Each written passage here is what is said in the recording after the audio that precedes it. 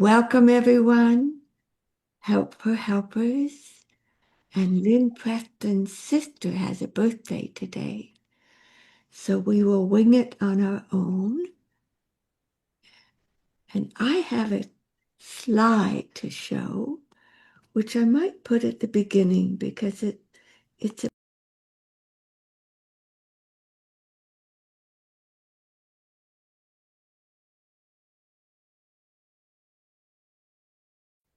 Did you see that? Yes. Would someone like to read it? The best bridge between despair and hope is a good night's sleep.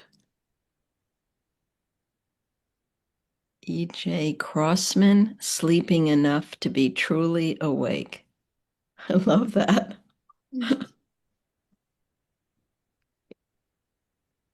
So, and we'll begin with a scholarly slide now.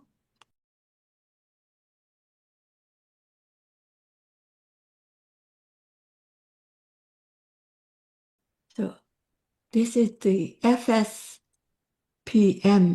felt sense polyvagal model of Jan Winhall, and she speaks of two body processes. On one side is the felt sense, interoception,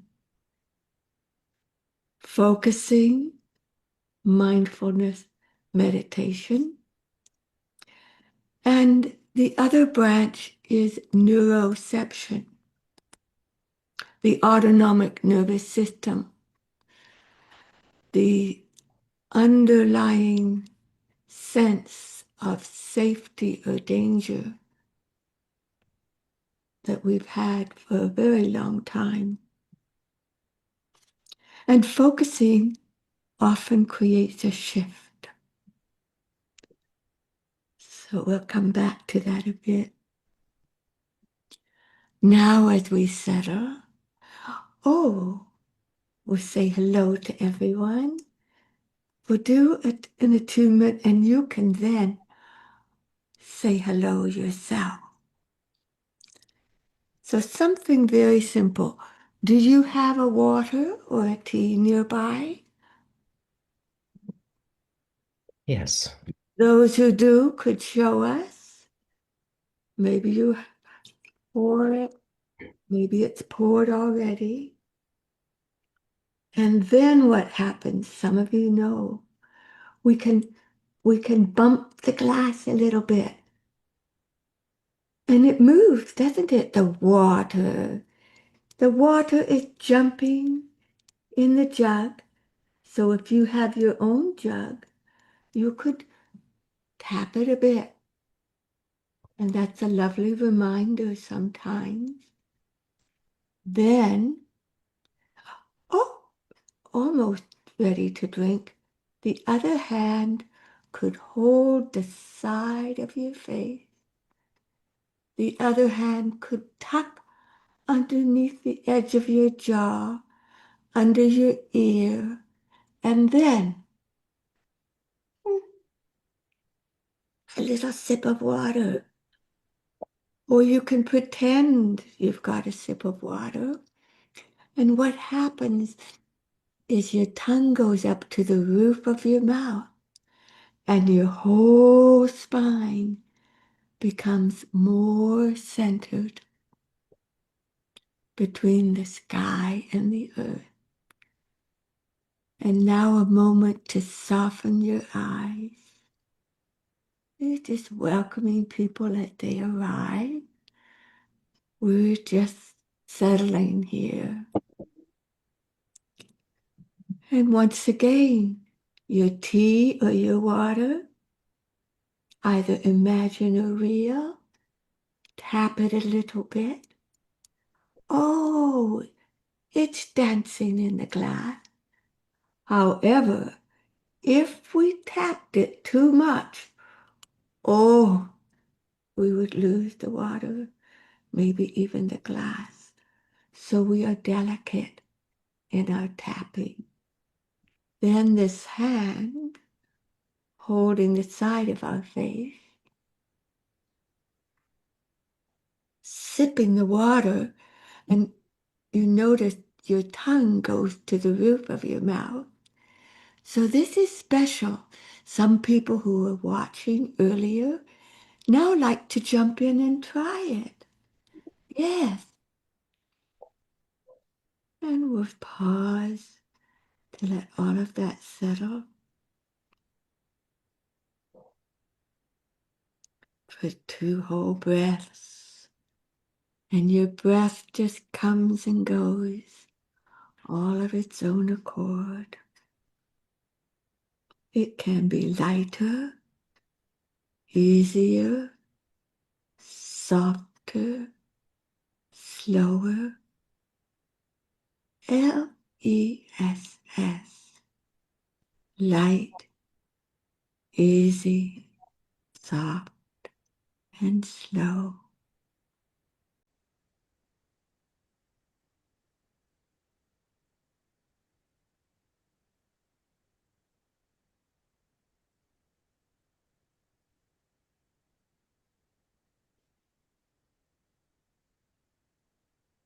When you're ready to come back to your comfortable stopping place, please say your name and a little bit about you, whatever you like to say, maybe where you are or what you would like.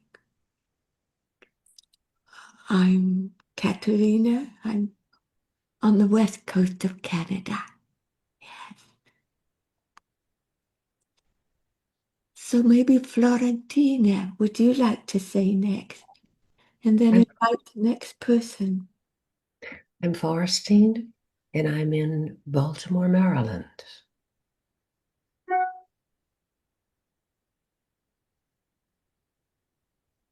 I'm Mary, and I'm on the east coast of Canada.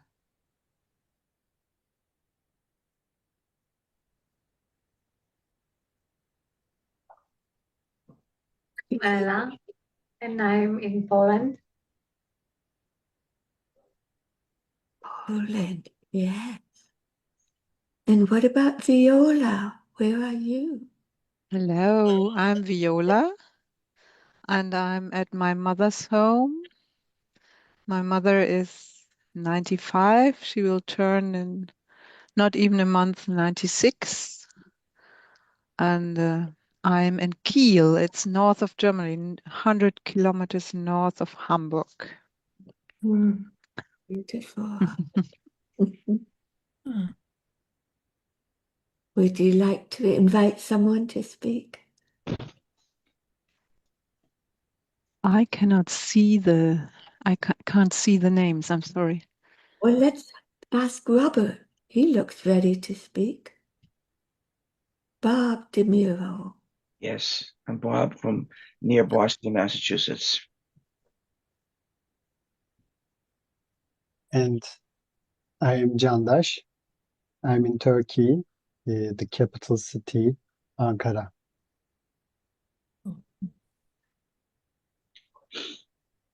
Marvin, many I can invite you, Marvin. I am Marvin, calling from Mauritius, which is a small island in the middle of the Indian Ocean, midway between Africa and Australia. And father of two. May I invite Dorothy?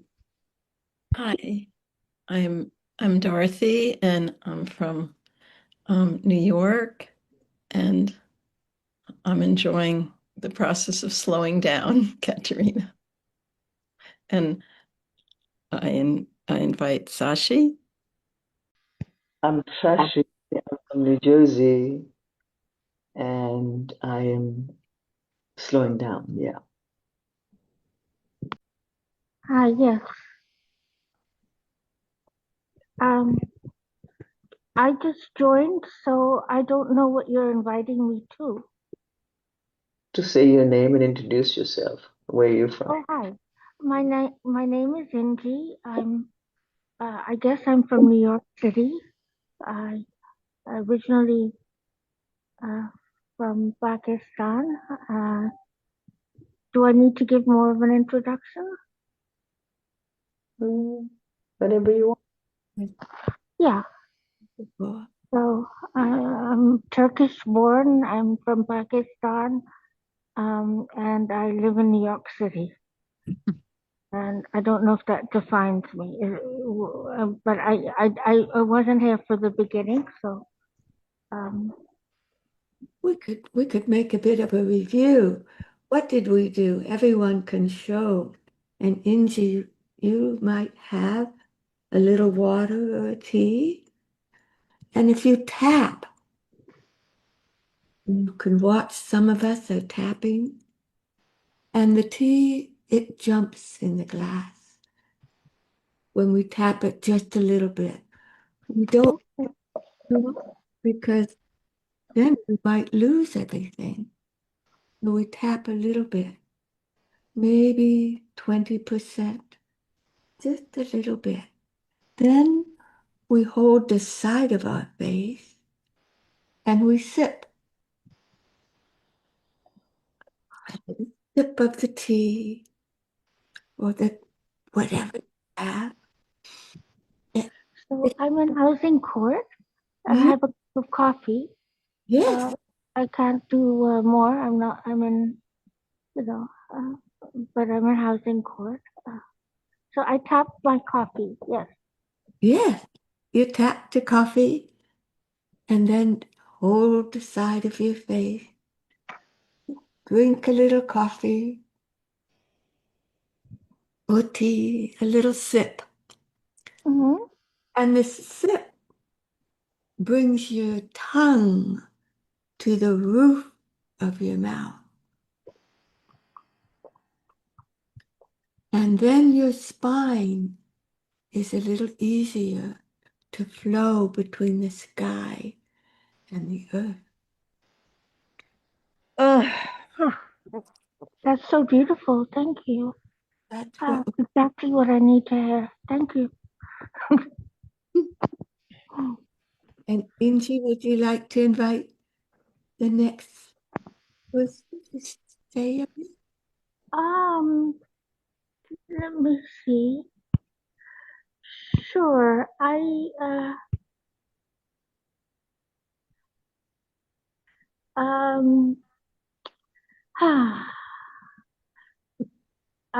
So I invite Sophie Glickson. Ich lade sie an. Danke. Yeah, she sounds German, so I'll invite her. Thank you, Angie. I am French, but it's true, it does. The name, we don't know exactly where the name come from in my family, but anyhow, my grandfather was Polish, and I'm French, but living in Medford, Massachusetts, near Boston. Okay. It's nice to hear you, Angie. And I'm gonna invite you. Marga. Marga? Yeah. Hi, thank you. Where do I come from? I was born in Barcelona, Spain, and I moved to New York. And I've been in New York much more than I was ever in my town where I was born. So I think I identify as New Yorker. And I do have some tea near me. And I loved the tapping. It really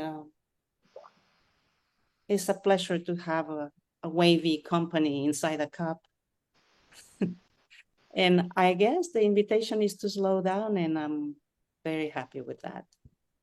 And I'm going to pass it on to Nancy. I'm Nancy. I'm in Dunstable, Massachusetts, just a very little wooded town. And let's see, I will pass it on to Liz.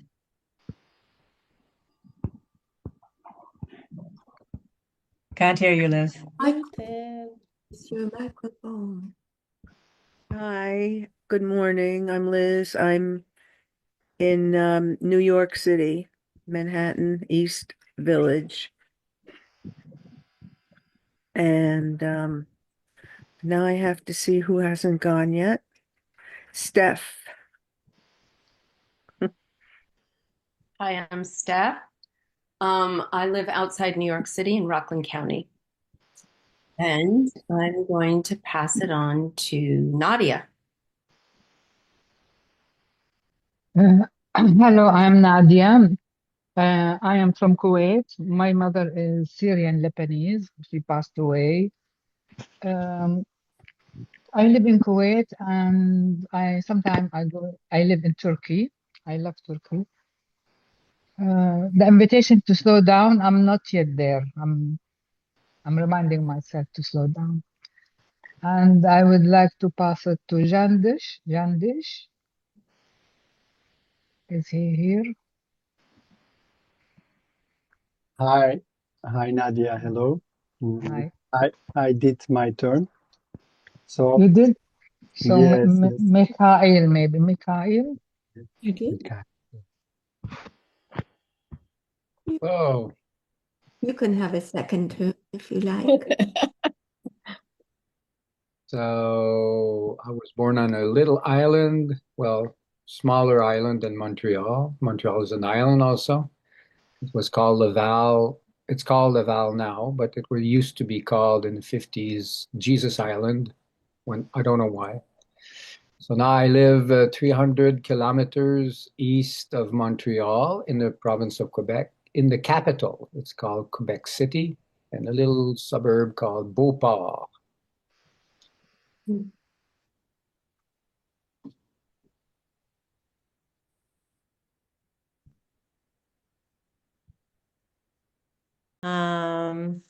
I live in New York, in Rockland County, West Nyack, New York.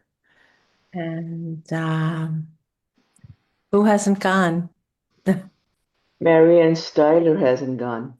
Okay. Marianne. Wow, what an observant person. Thank you, thank you. Good morning to all. I'm from Lake Peekskill, and what you see in the back there, background, my virtual background is my real background. When I look out my window, that's what I see. Looking forward to a relaxing reminder of how life really can be lived more fully. Thank you, Katarina.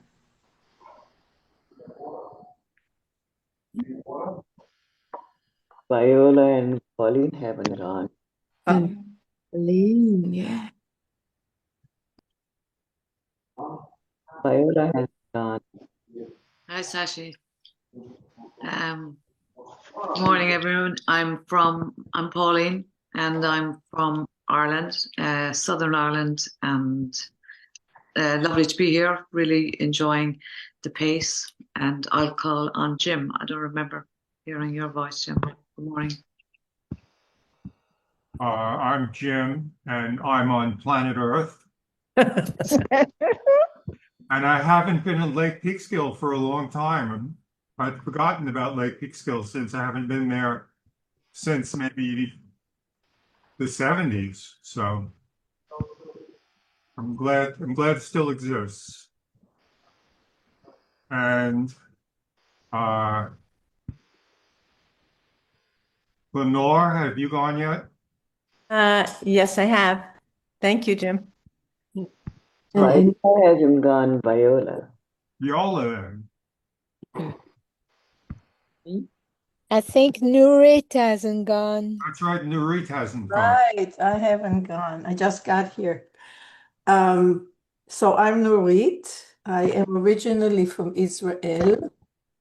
And at this point, I live upstate New York in a place called New Paltz. And yeah, I don't know what else to say. I will move it into to who? I don't know who didn't go. Marianne. Marianne. I just went. Did Bob go? No, there's two Mariannes. Hi, Marianne. Oh, sorry. That's okay. I'm Marianne. I'm from Tallahassee, Florida, with North Central Florida. And I know New Paltz because of Mohonk Mountain House. I've been there a few times. That's a great place. And is there anyone else I don't know that's not gone yet? Who is Orna? Orna. Annette, did she go? Hi, I'm Annette. Sorry, I can't be on camera right now. I'm in Toronto, in Ontario, in Canada.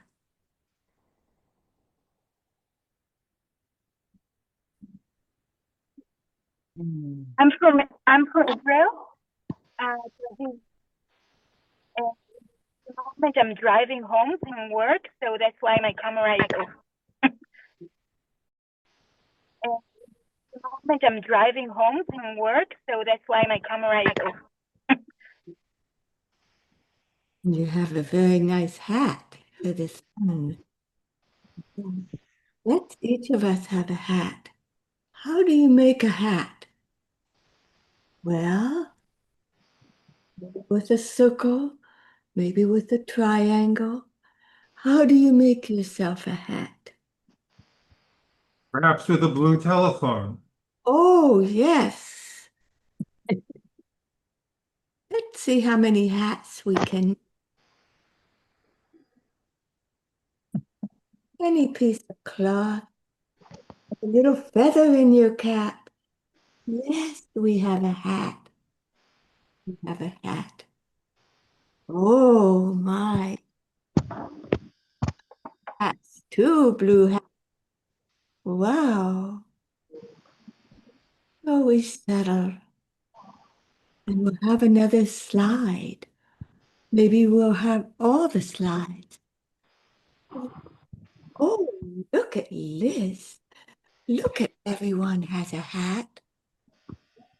Whenever you like, you could have your hat. My hat comes directly from Katarina in Vancouver. It's a Katarina hat. Yes, it went in the Canada Post. Do you remember you mailed me this? I love it. They had a big lineup at the post office. We'll have this one first. We read it last time. Who would like to read it now? You want to read it? Nurit, would you like to read it nice and loud? Of course. The best bridge between despair and hope is a good night's sleep. E. Joseph Kosman. Sleeping enough to be truly awake. That's beautiful. Yes, sleeping enough to be truly awake. And drinking enough to be truly aligned in our spine between the earth and the sky. And of course, with that comes a prayer for everyone, everywhere, to have water, to have safety.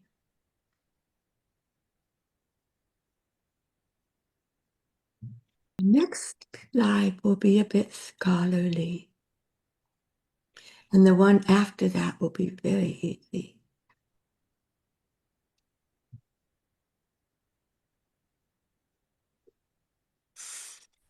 So, some of you have heard from Jan Winhall recently. She spoke at the Focusing Summit. Would someone like to read it, or shall I read it? Do you see it well? Yeah.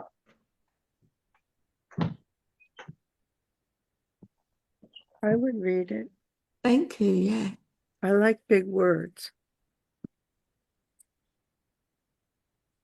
Should I read all the words on there? Yes. Okay. And if somebody has a question, then we'll listen and respond. FSPM.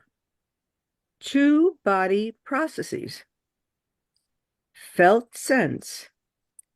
Interoception. Focusing and mindfulness meditation. Polyvagal. Neuroception. Autonomic nervous system. The subconscious detection of safety or danger. Focusing often creates a felt shift in neuroception. And at the bottom, it's copyright 2025, Jan Winhall. In the top corner, Felt Sense Polyvagal Model Institute, where Jan Winhall now has her home. And we're so honored to have Annette DeBrille with us. Annette, would you like to say a bit about this?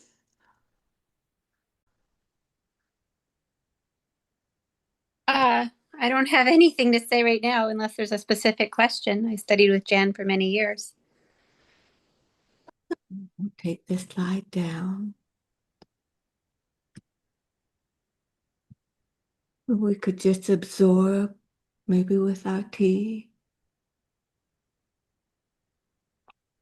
And the hand on the side of your face is actually cradling the pathway of your polyvagal nerve, which is what this polyvagal theory is about.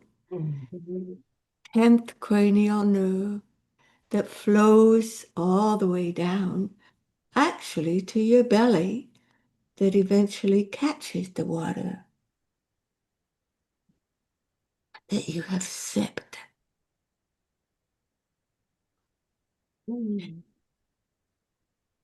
Oh, and the tongue going to the roof of your mouth.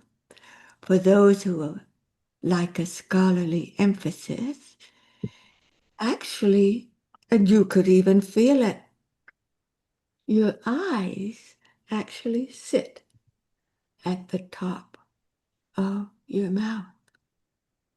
Your tongue could touch your eyes and say, "Oh, hello, eyes there." Softly, though, with your eyes softly, softly. And when your hand is still cradling, you can feel the safety as you make a little exploration. Oh, and maybe a little swaying in the chair. We can take cues from each other. We see Mikhail is making a circle in his chair. So he's moving to the north and the east and the south and the west. We can honor those places.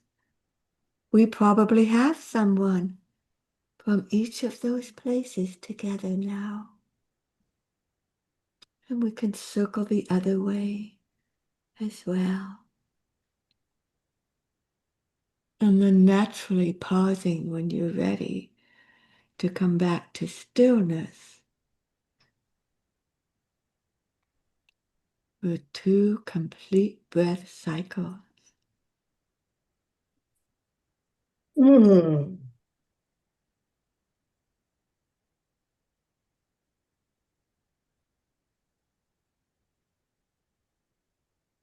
then you may notice after that pause with the breathing coming and going all by itself. That's the time for this neuroception to connect with the interoception, where we can sense in our focusing way. And soon you will have the breakout rooms. But first we'll wait and see if there's any questions about what we've done. Questions or comments or observations. or request. Did someone had a scholarly request? Oh, there's some. We have an acronym, and we translated that word acronym into many languages. I made a slide, but it's not quite ready. So, acronym is a few letters. Often it's 3 letters or 4 letters. FSPM, Felt Sense Polyvagal Model, is an acronym.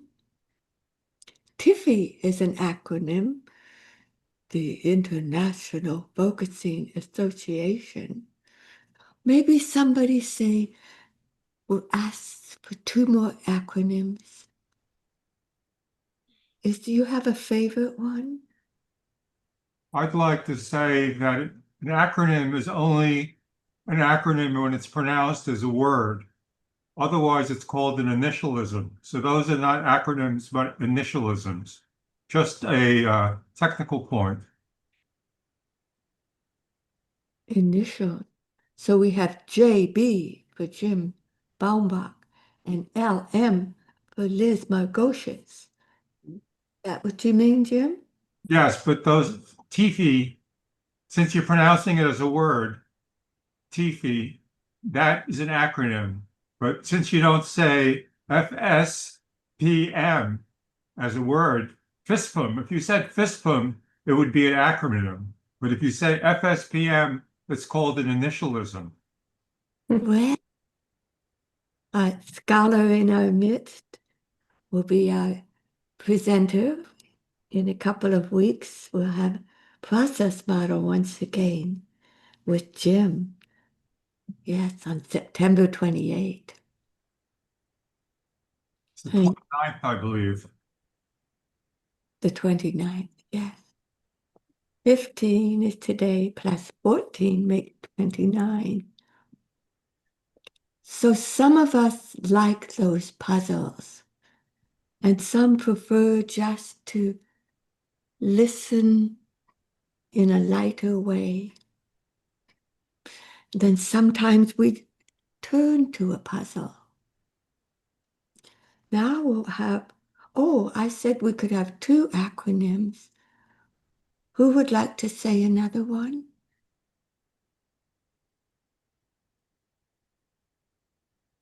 Do you have a favorite one? Or maybe not. So is USA is initialism? USA? Yes. And GF Kennedy is the same. Except for the Kennedy part, yes. Would HALT, hungry, angry, lonely, tired be an acronym? Hello? I know. HALT? Yes, that's an acronym.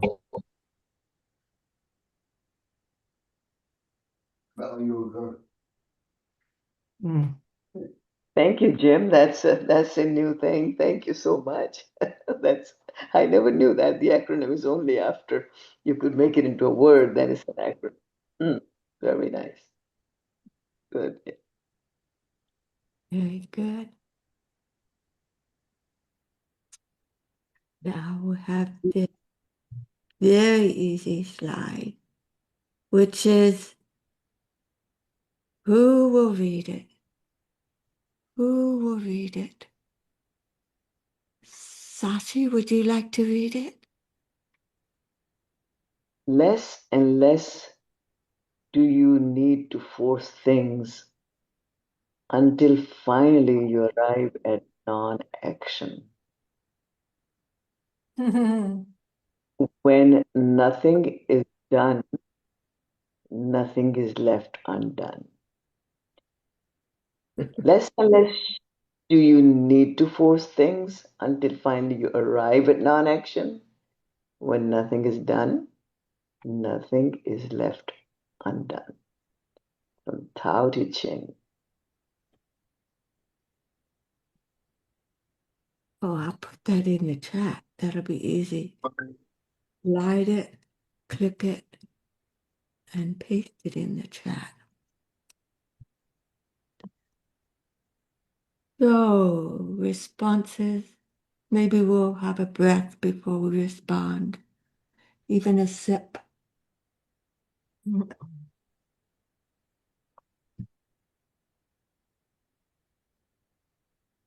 We've had 3 slides.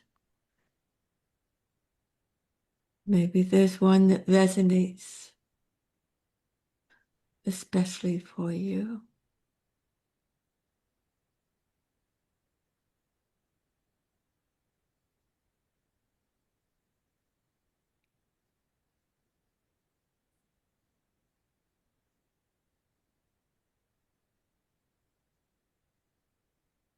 And you noticed in the quiet how everything becomes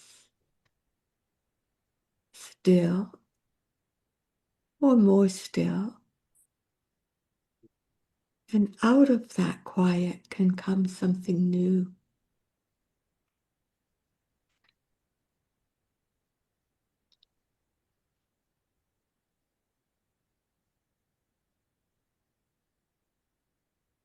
We had those 4 words: light, easy, soft, and slow. LESS.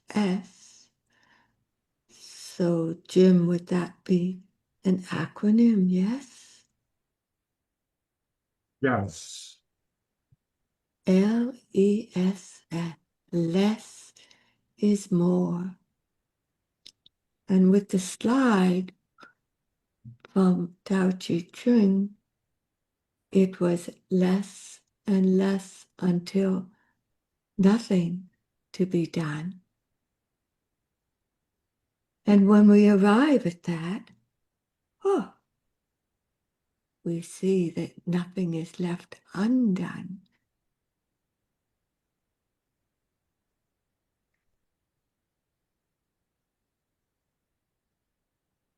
Who would like to say your experience of that?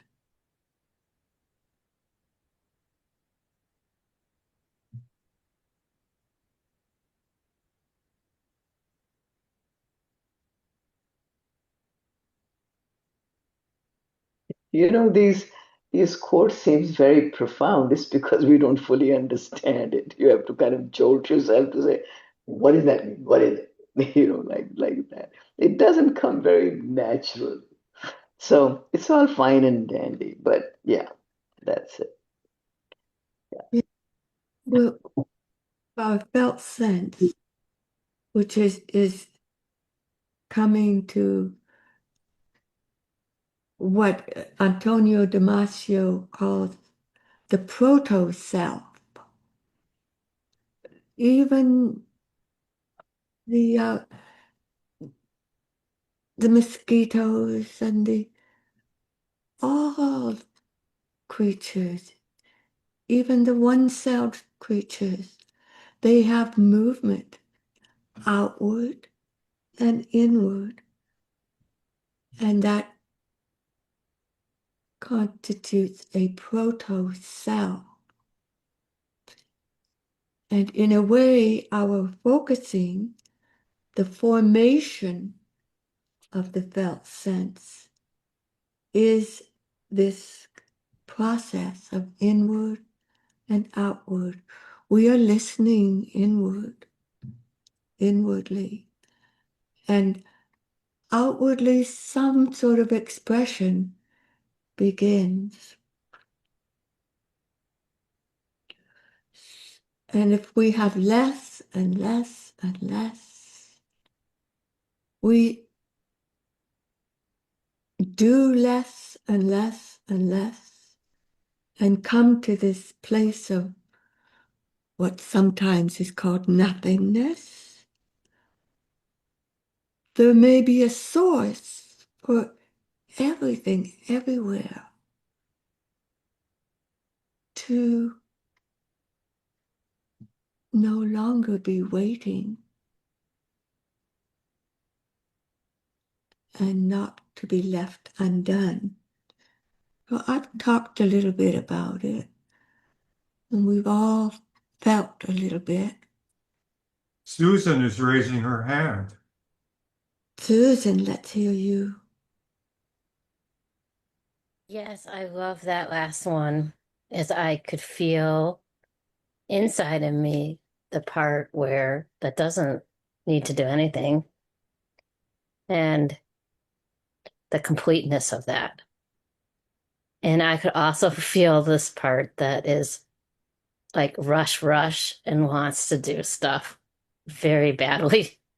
And like the sense of what I'm tapping into now, the sense of being kind to that and appreciating the energy of the one that wants to like and just do a lot. And holding both. Hold them both. Holding both. Focusing way of holding both. So if someone likes to speak, you could jump in.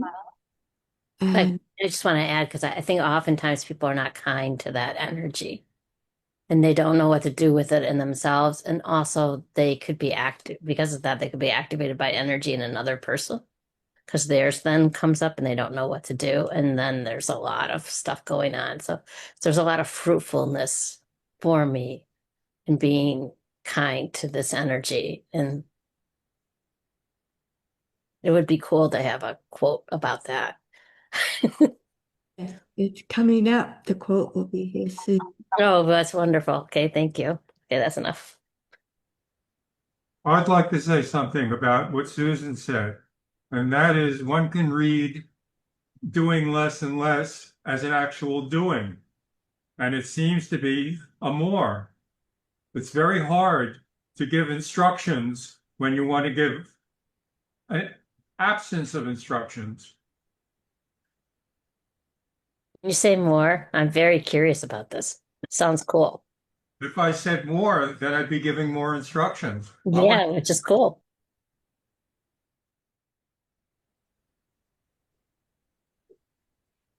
Susan, when you said you were holding space for both things, to me, the holding space, in my experience, is the non-doing.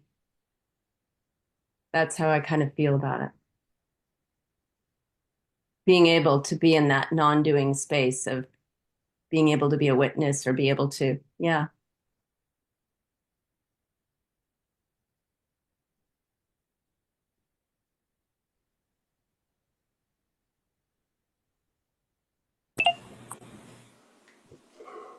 Yao is here.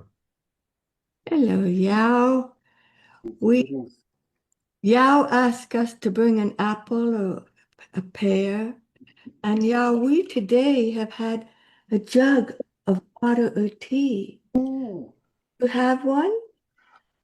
Actually, I just finished my tea, but I must have been right on the same vibrations. And what did we do? Does somebody like to show Yao? Please.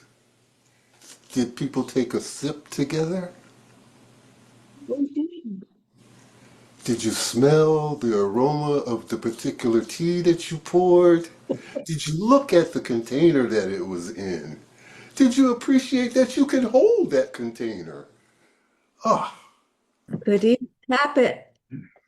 Tap Oh, it. you tap it. Okay. Not too much tapping. Right. A little bit. I like that. And then we hold the side of our face, which is tracing the 10th cranial nerve all the way down to our belly, and have a sip.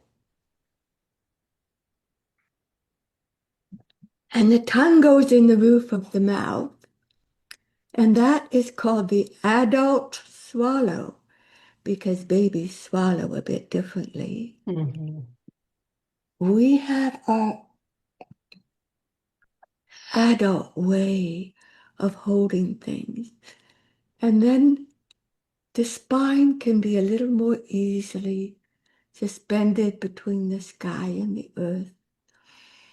If you don't have something, you can pretend to swallow. Your tongue can go up. So that's what we did. Thank you for showing me this. I am going to do that practice on my next my next meeting of the tea. Thank you. I also wanted to just say how much I'm relating to today's non-doing. It reminds me so much of, and I might be butchering the pronunciation, but Wu Wei, Wuwei, which is the Chinese, the art of non-doing. So invoking this Taoist piece, right? Like, and Taoism is this, instead of heaven, man, and earth, it's sky, humanity, and earth. But this whole thing of non-doing, what it was first described back in 1600 BC, to do that which consists in taking no action, and order will prevail. Oh, being with the flow. Yeah. So just hearing this and being with you all this morning is such a wonderful reminder of the art of non-doing, Wu Wei, and how we can incorporate that in our everyday lives. So I just wanted to share that. Thank you.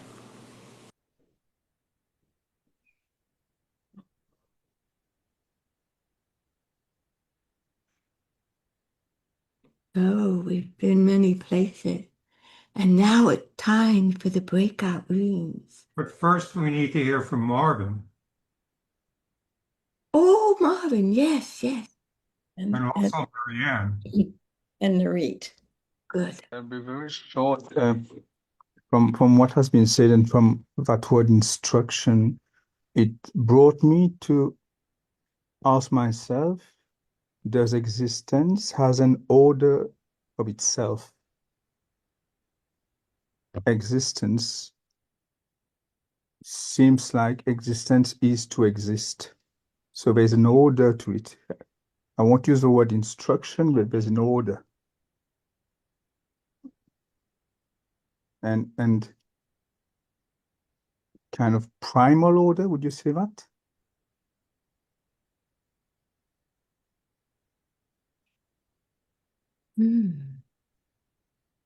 We talked about the proto-cell of Antonio Damasio, the neuroscientist, who recognized that even the one-celled creatures have the inward and outward expression. And the Wu Wei of cultivating the nothingness. And in focusing, we have the interoception, pausing where something new often comes. We have felt sense formation. Yeah, Jim?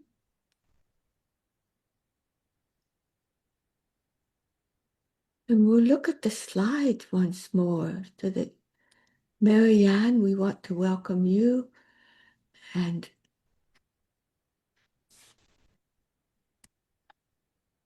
Well, thank you. Let me just lower my hand. I'm struggling with this whole concept, not because there isn't a part of me that absolutely buys into it, supports it, loves it. But what comes up for me is Carl Jung's idea, who himself did like the Tao Te Ching, that we in the West are kind of in a different culture that doesn't promote this way of being and thinking. We are much more focused on causality And whereas in the East, they are much more into what somebody just said, that there is an existence that has an order of itself. We in the West go against a whole cultural experience and a whole cultural legacy where we need to understand that, as he said, you don't become enlightened by envisioning beings of light, but by making the unconscious conscious. So in the West, we have a different journey of a way of getting into Wu Wei, which might not be, as he liked to say, by putting on yoga pants. You're not going to get into the Wu Wei by wearing yoga pants. Now, if they take courses with you, Katarina, I could see how they could get into that. But in general, we are going against almost like he believed, I'm going to extrapolate that we have a DNA, a genetic predisposition to be in this dichotomy of conscious and unconscious. And our best bet is to make the unconscious conscious, not by going into this, let's do way just like that. Anyway, that's it from me. I would like to say something.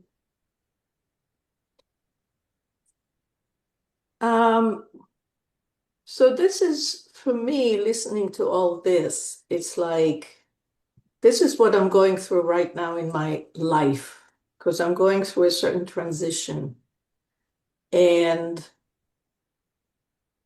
But I always am brought back into part of what I do as work is touch therapy. And the wonderful thing about touch therapy is because you really can sense certain things in the body physiologically. I think that we're very afraid of non-movement because it's equated with something that is final. I'm not moving, I'm dead, kind of a thing. In the body, I do craniosacral therapy. In the body, it feels like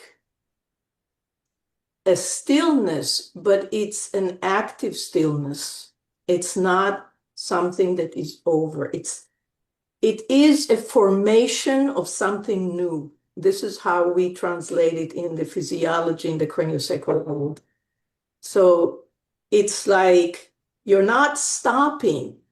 You are recreating something. And for that, the body needs to get into stillness. And it literally happens in the body.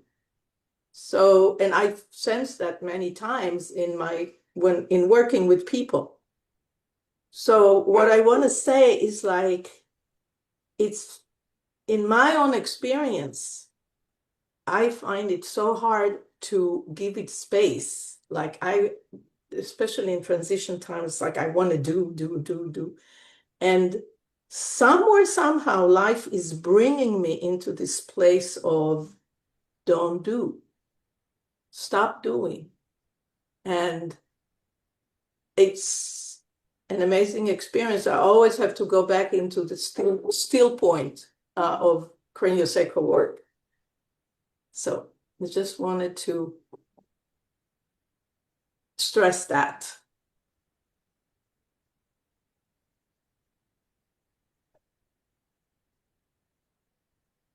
Thank you, Nurit, for bringing that up.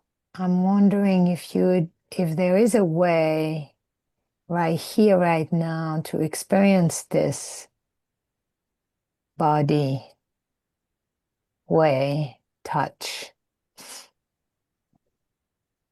together with you. Oh, I don't know about that. But I can give like a certain, I can give a description of how it happens in the body, for example. Because when we work with lesions in the body, you're trying to get to the place that organizes the lesion. In other words, the pain, let's just say, or the dysfunction. And so you ask the body, non-verbally to take you to this place. And then you listen to what the body tells you. For that, you got to be very still yourself as a practitioner. And then the body shows you the way and you're holding it. And if you are in the right place, it will calm down and it will get into stillness. Because what you want is the body to reorganize, not to change and not to release, but reorganize. And then you just hold it and it's get very, very quiet. And you need to respect that. And you need to create space for this to happen energetically. So you just open the space as much as needed for the client and you hold the place and you see and you just wait to see what happens. The place gets very quiet, but it's not dead quiet. It's dynamic quiet. And then you just hold it. And eventually it will start moving like that. It will start moving, motion. And it's either going to open and expand, or it will show you another place that is connected to that. So it will take you to another place in the body. So it's a beginning. It's a place of newness in a way, but it's also a place of ending and newness at the same time.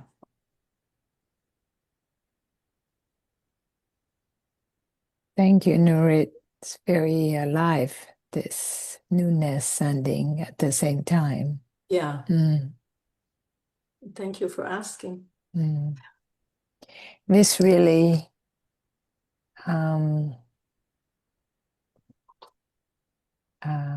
I understand that. Now, if the body is very, very stressed, it will not get to that place. You really have to teach the body to get into a place of stillness. If the body is very stressed and overwhelmed, it will not get there by itself. You have to teach it to the body, and there is a technique for those things. I'd like to respond to Nuit just briefly.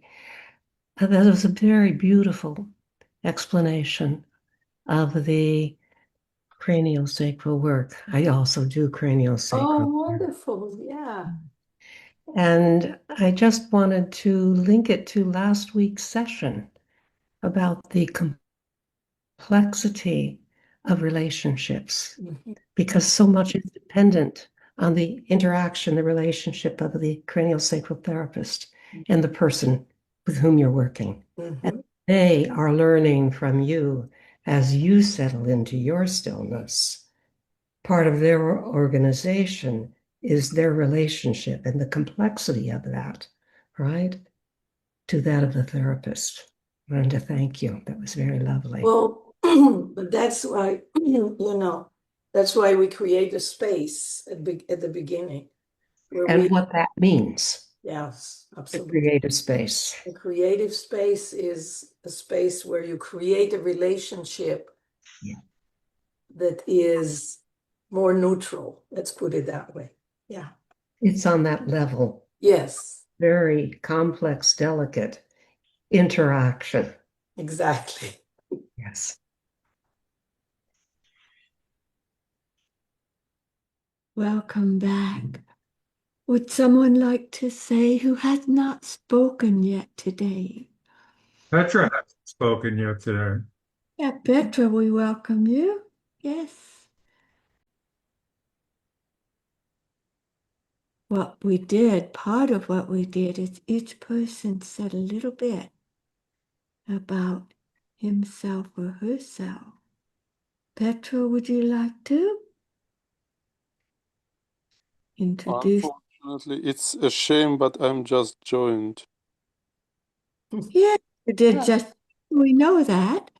And that's fine. we've come back from the breakout rooms and we had some slides before. We talked about, we had a jug of water, didn't we? Or tea. Do that now, and Petra could join us. And we tapped the jug a little bit so the water could bounce. We don't tap too much because then all is lost. That little bit. And hand at the side of your face, tracing that polyvagal 10th cranial nerve all the way down to your belly. And getting ready to sip. We sip either in imagination or we have something to sip, and the tongue goes in the roof of the mouth. Then we had a long interlude with Nurit explaining about the cranial sacral rhythm, which is all our integrating ways. There's so many ways. That's what we explored, Petra. And now somebody might say about the breakout room, some insight that you want to share, or a lesson or a question. I wanted to know how we can fall asleep. There was something in the advertisement for this that mentioned sleep. And the first slide was yeah. Can you tell us how to sleep, Katarina? Please. Just the way Jim will be coming again on the 28th or 29th to do more process model. I would like to come again and develop a bit more. Today we went with the water and just holding here. And as Nurit showed us, there's so many ways to reaching that stillness. And 2 minutes or 2 breaths, either one, of quiet gets us a long ways towards being able to rest enough. And when we're there with enough comfort and reassurance and trust, we will sleep, and then we wake in the middle of the night. We wake here and there, and our ancestors would wake to stir the fire to keep everyone warm. So it's just a natural process of waking and sleeping and waking again. And I have a lesson that happens with people in China. So we do translation, and that gives lots of time for just breathing as you listen to the translated voice. There's many ways. So would you like me to do that in maybe November? We will do a continuation of today. Yes. Listening. Definitely. And Seth, Yes. Katarina, I came in very dysregulated. And I have to say, the practice that you were doing when I came in, I had no idea what was going on because my mind, what's happening here? But then I just gave into it and it really calmed me down. I really felt myself down, which is helpful for sleep. So I feel like it was a very calming practice. Thank you for that. And then I also want to answer Liz. Actually, I have found the focusing questions really, really helpful for me before I go to sleep. I go through the questions because it helps me sort of sort out what's there. And then sometimes in the middle of the night, if I wake up, I'll use those questions. and it will help me sort out whatever is bothering me. And it helps me sleep. I'm just saying. Thank you.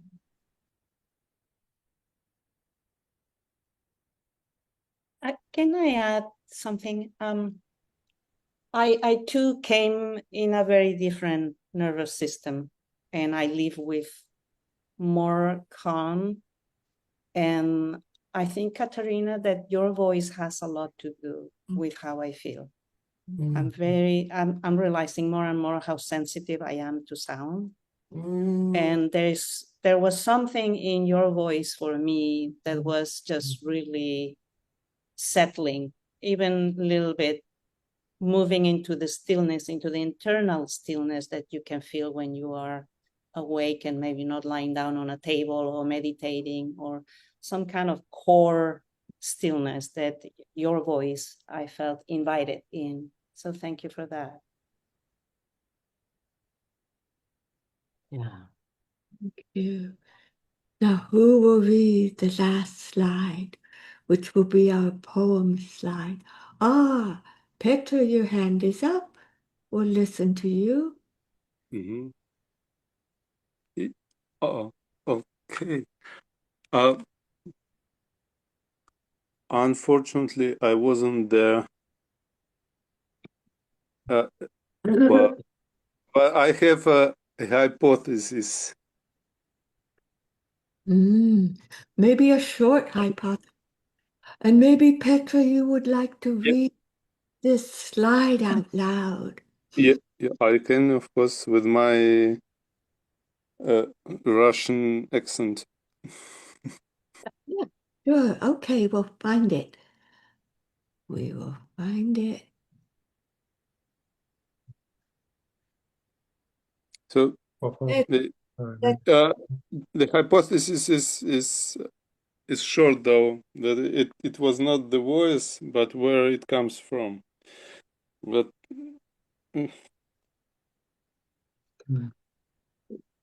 oh, I would love to hear that. Yes, the voice and where it comes from, the stillness that it comes from.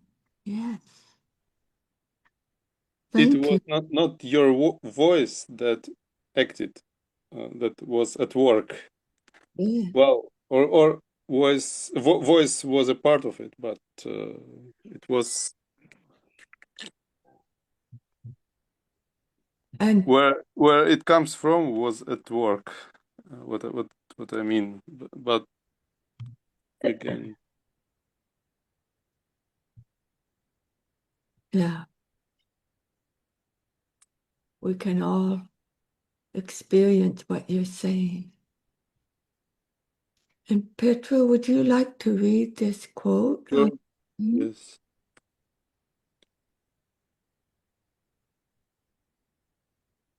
Dreams lead some people to an abject reverence for ancient patterns, symbols, and rituals. Jung called them archetypes. That is not the recommended attitude. A social pattern, current or ancient, deserves careful but rebellious handling. One cannot just wish it gone.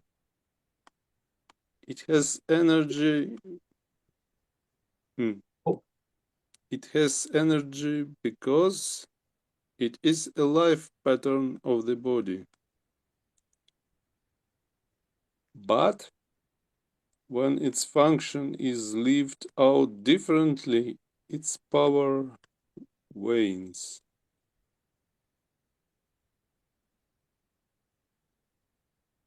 And even if we cannot leave some of that, the old pattern weakens if our choices and intricate experiences are asserted in a continuing interplay with it. So thank you. That was from Jean's dream book.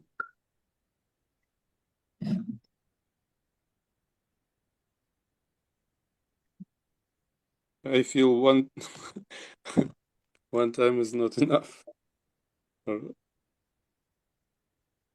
Yes. No, Continuous, continuous, continuous. Yeah. Yeah.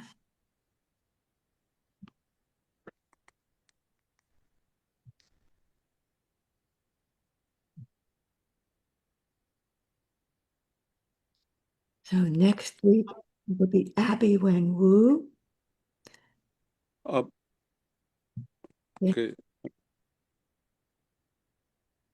Did you want to say something more? We can listen.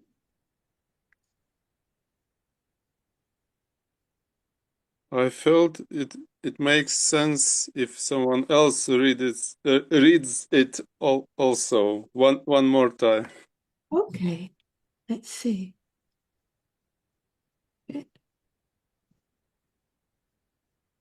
Who would like to read it this time?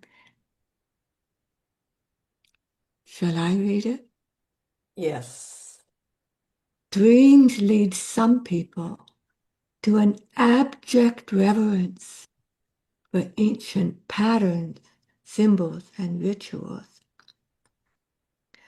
Jung called them archetypes. That is not the recommended attitude. A social pattern, current or ancient, deserves careful but rebellious handling. One cannot just wish it gone. It has energy because it is a life pattern of the body. But when its function is lived out differently, its power wanes. And even if we cannot live some of that, the old pattern weakens if our choices and intricate experiences are asserted in a continuing interplay with it. And I did put it in the chat to Gendlin's dream book in relation to there are often difficult patterns in the dream, and that we would behoove us to notice them and to hold them and to let them speak. And since the dream book was written long, long ago, most likely Jean would have something a bit more to say about this. And we can just pick up from the quote and develop. Well, here we are. Are you going to have a sip of our water? And on into your day or into your sleep. Thank you for being here. Thank you, Katarina. Yeah, thank you. Thank you so much. Thank you. Thank you. Thank you very much. And from Katarina. bye-bye. Yes. Thank you, Bye. Katarina. Bye-bye. Bye-bye. Bye bye.